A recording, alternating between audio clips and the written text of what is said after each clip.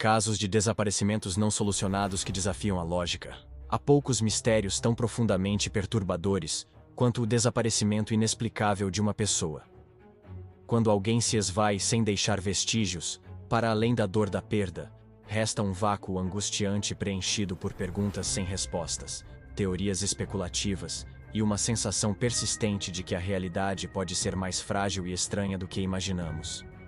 Estes são os casos que se recusam a serem esquecidos, narrativas reais de indivíduos que um dia simplesmente deixaram de existir para o mundo conhecido, deixando para trás apenas o eco de suas vidas e o peso de um mistério insolúvel.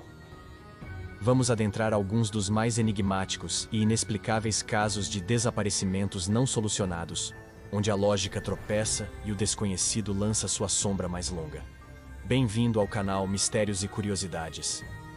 Caso goste, se inscreva neste canal, curta e compartilhe este vídeo. Vai me ajudar muito a criar mais vídeos como este. 1. Os Faroleiros das Ilhas Flannan. Silêncio no Rochedo Solitário, 1900. No isolamento varrido pelo vento das Ilhas Flannan, um pequeno arquipélago ao largo da costa oeste da Escócia, erguia-se o farol de Island Moor, uma sentinela vital para a navegação. Em dezembro de 1900, ele era guarnecido por 3 homens, Thomas Marshall, James Ducat e Donald MacArthur. Eram experientes, conhecedores da rotina e das agruras da vida insular. O mistério começou quando o navio a vapor Arctur, em sua rota no dia 15 de dezembro, notou que o farol não estava aceso. Devido ao mau tempo, um barco de suprimentos, o Hesperus, só conseguiu chegar à ilha em 26 de dezembro. O capitão James Harvey soou a buzina e disparou um sinalizador, mas não houve resposta. Um bote foi enviado à terra. Ao chegar ao complexo do farol, o grupo de desembarque encontrou a porta de entrada e a da cozinha fechadas, mas a porta da cozinha destrancada. Dentro, as camas estavam desfeitas e o relógio da cozinha parado. Uma cadeira estava virada. O mais estranho foi a descoberta de que um conjunto de oleados impermeáveis estava no lugar, sugerindo que um dos faroleiros havia saído sem sua proteção contra o severo clima atlântico. Os últimos registros no Diário do Farol, datados de 15 de dezembro, mencionavam ventos severos como nunca antes vistos, e um dos faroleiros, o mais experiente, chorando, enquanto o outro estava muito quieto, comportamentos atípicos. Um registro posterior, também de 15 de dezembro, dizia: tempestade terminada, mar calmo. Deus está sobre tudo. Nenhuma outra entrada foi feita. A busca na ilha não revelou nenhum sinal dos homens. Havia danos significativos no lado oeste da ilha, com equipamentos de desembarque destruídos e uma grande rocha deslocada, indicando uma tempestade de ferocidade incomum. A teoria oficial concluiu que os homens foram varridos por uma onda gigante enquanto tentavam proteger os equipamentos ou durante uma pausa. No entanto, essa explicação não satisfaz a todos. Por que um deles sairia sem seu equipamento de proteção? Por que 3 homens experientes seriam pegos de surpresa por uma onda, especialmente em uma ilha que conheciam tão bem?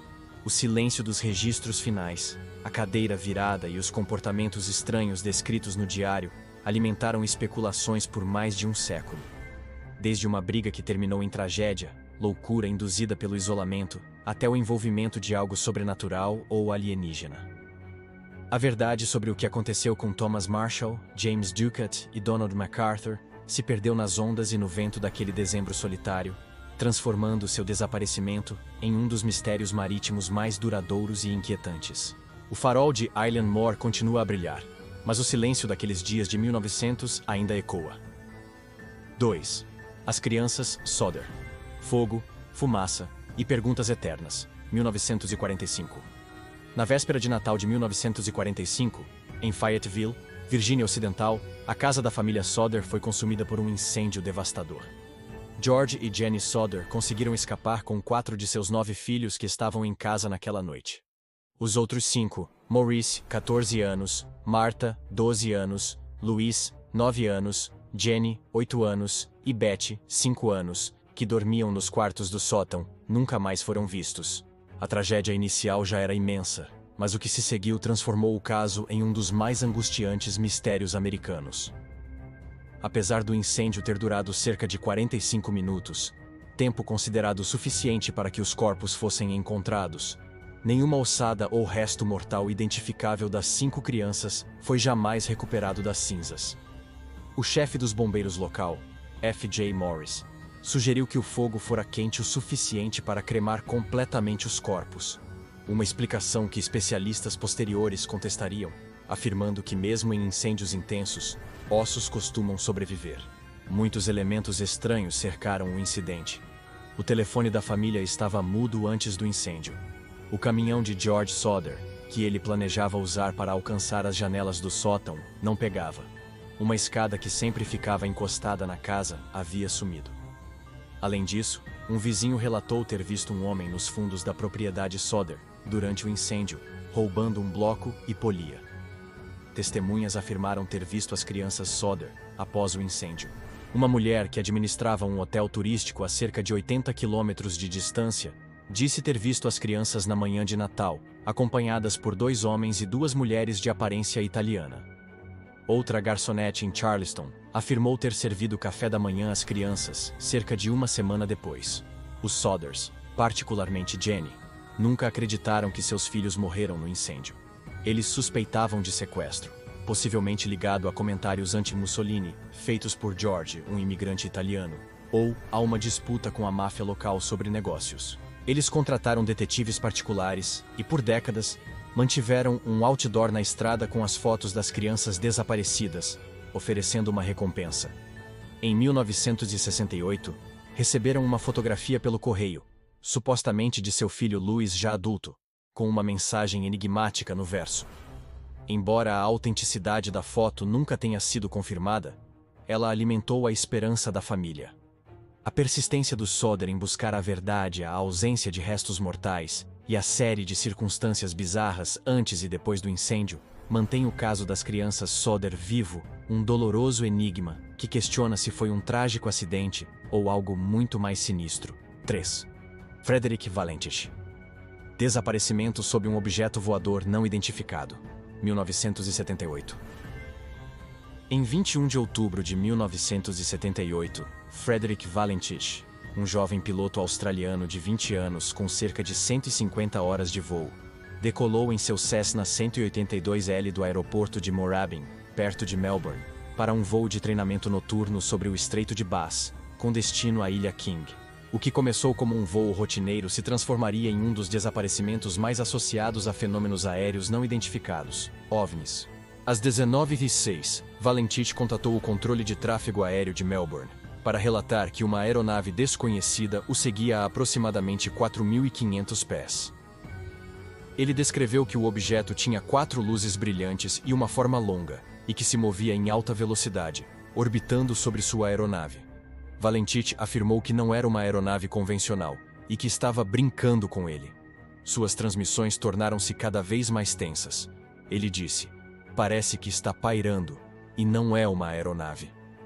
Em um ponto, ele relatou que o objeto havia desaparecido, depois reaparecido se aproximando pelo sudoeste. A última transmissão de Valentich, às 19h12, foi interrompida por um som metálico descrito como raspar ou moer. Durante os 17 segundos finais de sua transmissão, antes do microfone ficar aberto e depois silenciar, foram captados ruídos não identificados. Nem Valentich, nem seu avião foram jamais encontrados, apesar de uma extensa busca aérea e marítima. Nenhuma outra aeronave foi reportada na área no momento do incidente. As explicações oficiais variaram. Algumas sugeriram que Valentich ficou desorientado e estava voando de cabeça para baixo, vendo o reflexo de suas próprias luzes na água. Ou que ele confundiu as luzes de planetas ou estrelas. Outros levantaram a possibilidade de suicídio ou de um voo encenado. No entanto, a transcrição de sua conversa com o controle de tráfego aéreo revela um piloto genuinamente perplexo e alarmado com o que estava observando. A comunidade ufológica, por outro lado, viu o caso como uma evidência potencial de abdução alienígena ou de um encontro hostil com um OVNI. A descrição de Valentich de um objeto não convencional com capacidades de voo anormais e a interrupção abrupta de sua transmissão com sons metálicos estranhos alimentaram essa interpretação. O desaparecimento de Frederick Valentich permanece oficialmente não explicado, um caso arrepiante, onde as últimas palavras de um piloto pintam um quadro de um encontro com algo desconhecido e possivelmente não terrestre, momentos antes de ele e sua aeronave sumirem para sempre nos céus do Estreito de Bass. 4. Os 5 de Yuba County. A passagem de Dyatlov americana, 1978. Em uma noite fria de fevereiro de 1978, 5 jovens de Yuba City, Califórnia, Gary Matias, Bill Sterling, Jack Madruga, Ted Wire e Jack Hewitt, partiram para assistir a um jogo de basquete na cidade vizinha de Chico. Todos tinham leves deficiências intelectuais ou problemas psiquiátricos, mas eram funcionalmente independentes e conhecidos por sua rotina. Eles nunca retornaram. O carro deles, um Mercury Montego, foi encontrado alguns dias depois, abandonado em uma estrada de terra isolada e coberta de neve nas montanhas da Floresta Nacional de Plumas, a muitos quilômetros de Chico e em uma direção completamente oposta à rota para suas casas. O carro estava em boas condições de funcionamento e tinha gasolina suficiente para levá-los de volta. Dentro, encontraram embalagens de lanches e refrigerantes que eles haviam comprado naquela noite. Não havia sinais de luta. Meses depois, com o derretimento da neve em junho, os restos mortais de 4 dos 5 homens foram encontrados. Ted Wire foi descoberto em um trailer de serviço florestal a cerca de 30 quilômetros do carro. Ele havia morrido de fome e hipotermia, apesar de haver comida enlatada e material para fazer fogo no trailer. Estranhamente, ele estava enrolado em lençóis como se alguém tivesse cuidado dele, e seus sapatos não foram encontrados, embora os de Gary Matias estivessem no trailer. Os corpos de Sterling e Madruga foram encontrados a alguns quilômetros do trailer, um de cada lado da estrada, como se tivessem sucumbido à exposição. O corpo de Hewitt foi encontrado perto do de Sterling. O mistério se aprofundou com a condição de Wire. Ele havia perdido quase metade do seu peso, indicando que sobreviveu por semanas no trailer. Por que ele não usou os suprimentos abundantes? Por que os sapatos de Matias estavam lá, mas não os dele? E o mais intrigante, o que aconteceu com Gary Matias? Seus restos mortais nunca foram encontrados. Um testemunha ocular, Joseph Shons, relatou ter visto um grupo de homens e uma mulher com um bebê em uma caminhonete vermelha na mesma estrada de montanha na noite do desaparecimento, e mais tarde, luzes que ele presumiu serem de lanternas. Ele mesmo ficou preso na neve e sofreu um leve ataque cardíaco. Quando pediu ajuda aos que viu com lanternas, eles o ignoraram e apagaram as luzes. Se este grupo teve alguma ligação com os 5 homens, nunca foi determinado. As teorias variam desde a ideia de que se perderam e ficaram confusos, até a possibilidade de terem sido coagidos ou perseguidos por alguém. A condição de Wire no trailer e o destino desconhecido de Matias são particularmente perturbadores. Por que um grupo de homens familiarizados com a região e com um carro funcional o abandonaria para enfrentar uma noite gelada nas montanhas? O caso dos 5 de Yuba County é frequentemente chamado de passagem de Dyatlov americana, devido às suas circunstâncias bizarras e à falta de respostas lógicas, permanecendo um enigma trágico e profundamente desconcertante. O eco do silêncio. Estes casos são apenas alguns exemplos entre muitos desaparecimentos que permanecem sem solução, cada um com sua própria constelação de fatos inexplicáveis e teorias frustradas. Eles nos lembram da vulnerabilidade humana diante do desconhecido, seja ele a fúria da natureza, a malevolência de outros seres humanos, ou talvez, forças que ainda não compreendemos. O vazio deixado por essas vidas interrompidas é um testemunho duradouro do poder do mistério e da nossa necessidade incessante de encontrar respostas, onde, por vezes, apenas o silêncio ecoa. Obrigado por assistirem até o final. Não se esqueçam de curtir, compartilhar e se inscrever no canal. Muito obrigado a todos e até mais.